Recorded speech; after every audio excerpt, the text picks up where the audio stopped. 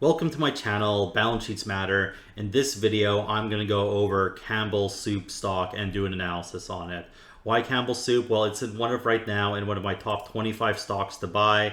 I recently just did a video picking 25 stocks to buy and hold for a year to outperform the market. This is after I had picked 25 stocks a year ago on August 26th, and 1 year later, they had significantly outperformed the market with about a 28% return versus the market's 13% return. So let's dive into the Campbell Soup analysis here. But before we do that, remember to smash the like button on this video and subscribe to my channel because I got lots more individual stock analysis going on, and you're going to want to stay tuned for those videos. So Campbell Soup, this is one of those very defensive, dividend-oriented stocks. So if you're a dividend investor, may be interested in it. If you're worried about market turbulence, you're going to be interested in it too. I typically don't buy and hold these types of stocks. These are the type of stocks that you want to buy when they're a good value at the right time, because when the market goes sideways or down, they can actually prosper. And let's just jump into the chart here just to kind of show that. So if you actually look at what recently happened, let's overlay the S&P 500. In 2022, starting right here, as we all know, the S&P did very bad, but something like Campbell Soup did very, very good. Even for 2020, going into it and everything, if you had bought Campbell Soup sometime around this time here, you would have been going up with the market, you wouldn't have experienced this drawdown, and you actually could have potentially sold at this really nice high right at the bottom and switched to something else. So this is really why even as kind of a value investor, a little bit more growth oriented, I do like to focus on these slow growing defensive stocks, because you can buy them, you can collect a dividend in the meantime, and then you can hopefully sell them into some strength and pick up something else that's really cheap at the time. But we need to look at the financials, see if this is actually a good buy, and I'm going to go over that and show that all to you. Okay, so basically I'm in Guru Focus here. You can see their little Guru Focus value band, and for more defensive stocks like this, I find this is actually a little bit more accurate, and it is showing undervalued, which I do think just frankly is probably undervalued, and I think the fair value probably is somewhere around, maybe just above $50, which isn't a huge discount what it's at. I do think it could go a little bit lower, but I'm starting to pick away at it right now, selling some puts myself. It currently has a 15.6 PE, so not expensive on the PE front, with a 13 forward PE. Also for you dividend investors, it does have a nice 3.6% dividend yield with only a payout ratio of 0.5, so they're easily able to cover this dividend. A little bit of dividend growth, but not too much. They're not the biggest growth company. Remember, this is a defensive stock. So let's dive into the financials here. So we can see the revenue growth going forward here. They are expected to continuously keep growing their revenue. Where they do have ups and downs, they do tend to grow it in the long term. And you can see here, even in the 10-year revenue growth is only 1.6. 5 years, it's been a little bit better at 8.3. And I'm going to go now and show you why that is. So another thing investors like to look at, what is the return on invested capital? They used to have a lot higher return on invested capital, has got a little worse in the time, really showing that their growth is slowing and they aren't able to reinvest their capital as well. But on the positive side, their weighted average cost of capital is extremely low. So at this point, this is still in a good position. They're still making money. They can keep growing the company. And if we look at the revenue growth, it's been a little bit choppy. It goes up a little bit. It went back down. It starts going up. And actually in the last year, it has started ticking up at almost 9.3 billion in revenue, which is quite good. But the one thing to warning sign with Campbell Soup, and this is going to be something you're going to want to watch in the future, although right now I don't think it's too big of a deal, is their gross margin. You can see their gross margin in the past used to be a lot higher, around 40%, and it's been slowly ticking down. They do acquisitions, their product mix changes, and they do have to get more competitive, but it has gone down to 30%. But this isn't as big as a concern for a company like Campbell Soup as it would be for a retailer, because cost they can control to counterbalance this is the selling and general admin expense. If you're a retail store, this is typically going up with inflation, where you can see in Campbell Soup here, they're down to only 1.4 billion in selling and general administration expense. And in comparison, even over 10 years ago, it was higher than that at almost like $1.7 billion when their sales were lower. So even though they've been losing a little bit on the gross margin side, they have been able to create efficiencies in their company. Maybe when they do acquisitions, they don't get all those extra employees, and they're just making everything more efficient, going along, keeping those overall costs down. So that lets their operating margins stay a little bit more stable. As you can see back here, it was a touch higher, but even in the 14s here, it's gone down 13. A little bit of pressure, not too much. Again, it's something you'd want to keep an eye on, but I'm not planning on this as being a buy and hold forever. So in the current time right now, this isn't showing any big financial stress on the company.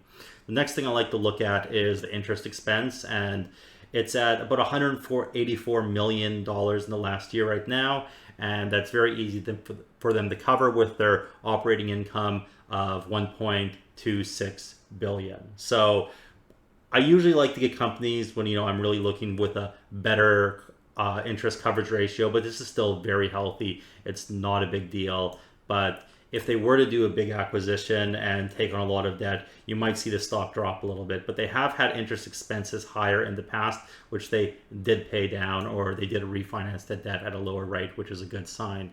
And then we go down, we can see their net income here. It was higher before, it dropped. It's kind of been up and down, and this is a defensive stock. You can't expect too big of miracles out of it for that. Their shares outstanding, they've been slowly buying back shares, not at the fastest rate, but they do allocate a little bit of capital towards that. And then the net margin here, also good to look at. Again, we're at about 8.5% right now. It's had lower in the past, and again, they've just made things more efficient by maybe having less interest expense or having less general admin and administration and sales and marketing and stuff like that to keep their overall net margins up. So this is an important number to watch, because if the net margin's just falling off a cliff, that could mean there's some real trouble. But with the current economic problems there are with inflation, people tightening the wallet, it's not a big surprise to see this a little bit on the lower side. So we kind of maybe already have that bear case priced in, because it could be in the future, as the consumer gets stronger, interest rates come back down in the future, we could see this net margin increase again in the future. But overall, Campbell Soup is looking pretty good. There's no really big concerning signs, but it's not a growth company, and it's not like astounding, financials and growth. It's just like, yeah, we're making some money, and what we really want to find out at the end of the day is what's a good value to pay for Campbell Soup, which we're going to get later on in the video. So we can look at the current assets, 2.1 billion, current liabilities, 2.2 billion, current ratio, meh, it's, they're going to be able to cover it. It's not going to be a big deal, but this isn't like a super strong balance sheet. It's kind of what you would expect for an average balance sheet for a mature, kind of boring company like this. And total assets are $12 billion. Almost $4 billion is goodwill, because they have done some acquisitions along the way, and I do like to factor that in. And then their total liabilities is 8.5, leaving them about 3.5 in equity. But again, that's almost all entirely goodwill. So we don't really have any tangible equity on our balance sheet left over. So really all you're getting from this company is you're getting the cash flows it's producing going forward. And speaking of cash flows, let's get right into the cash flow statement. So one thing you don't have to worry about too much with these companies is stock-based compensation. It's pretty low because this is a tech company. It's pretty boring, and cash flow from operations pretty good. You can see a little bit of purchase of plant, property, and equipment, and then they also purchase businesses along the way. These are usually different brands to add to the lineups. I kind of like companies like this, and if they're managed well and they do lots of good acquisitions along the way of brands, building their portfolio up, they can have, grow and have a long, good, stable outlook, because when they buy a brand, they can just kind of plug it into their sales channel in all the stores, and, they gain a lot of efficiencies that way. And let's keep going down here. What are they doing with their money? Not very much issuance of stock. There was a little bit more back here, but this is pretty negligible. They buy back a little bit. It's not very much. I would like to see this increase a little bit, but instead they mainly focus on paying that dividend and just increasing that dividend every year. And that's mainly what they're doing with their cash flow. So if you're a dividend investor, it's a good stock to buy currently right now at the time from that perspective. So let's see if it's a good relative valuation right now. And to do that, I always like to jump into the interactive chart and see what its valuation looks like. So this is the stock price. You can see if you bought it back here, it would have not been a good time. But if you buy it at the right times, you can definitely sell it in some strength. You can make some money out of it. It can be a good buy. So when you get these stable dividend stocks, which are pretty consistent, you can look at the dividend yield. And if everything seems stable and fine with the stock, which our financials already shown, typically when the dividend yield's high, that can mean it's a good time to buy the stock. And you can see actually this dividend yield, for the most part, almost completely inverses the stock. Right now, we're sitting at about 3.62%, which is up here. At the highs, very highs, it gets to 4, but a lot of these peaks, it's getting 3.8, 3.6, 3.5, prices around there. So from a dividend perspective, considering there's going to be some their financials haven't completely deteriorated, which it doesn't look like they have, it is looking like a good buy from that, because when the stock price goes down, the yield goes up for dividends. And from a relative perspective from this, Cambell Soup is looking like a good buy, and this is why I am starting to pick away at it. I don't own any shares yet, but I have sold put options on it, which I may get assigned. And if the stock goes down more, I'm probably going to be buying it in the future too. So now let's look at the price to sales ratio. I'm just waiting for that to pop up. And we probably don't need to look at this pass back here because that's kind of irrelevant. So let's go to a little bit just shorter of a chart. And you can see the price to sales ratio has very much mirrored the price of the stock in a way. So if we buy when the price to sales ratio is low, we're probably buying it when the stock's low too. And you can see right now it is at a very low price to sales ratio, equivalent to a lot of these other bottoms, still a little bit higher than the great financial crisis. But we're getting pretty comparative pricing, which is pretty good. But when you're looking at the price to sales ratio, what's really important is what the net margin is at the end of the day, because if the net margin goes down, the price to sales ratio we're going to pay has to go down as well. So let's take a quick look at that. The net margin kind of bounces around, but overall it's pretty flat. So I think using this price to sales ratio is probably a pretty valid thing to look at. Also, because we're talking about the gross margin, I just quickly want to bring up that as well, just so you can see what I've been talking about this. There has been this long-term deterioration in it. So let's get rid of this price to sales. Let's go back to the full long term here.